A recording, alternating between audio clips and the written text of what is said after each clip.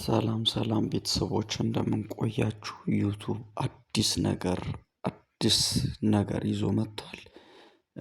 እንግዲህ 2027 ፌብሩዋሪ ላይ የሚተገበር ነው።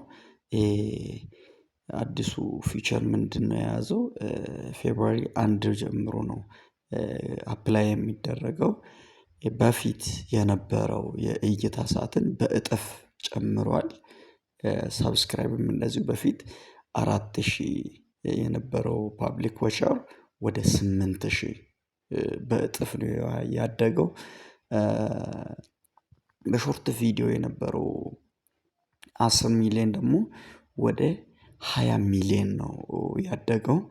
እንግዲህ በጣም ከባድ ይመስላል ግን እስከዛ እስከ ፌብሩዋሪ 1 ብዙ ጊዜ እንዳለና ቶሎ ቶሎ ብለን ብንሰራ እንደምንደርስ ነው የሚሰማኝ።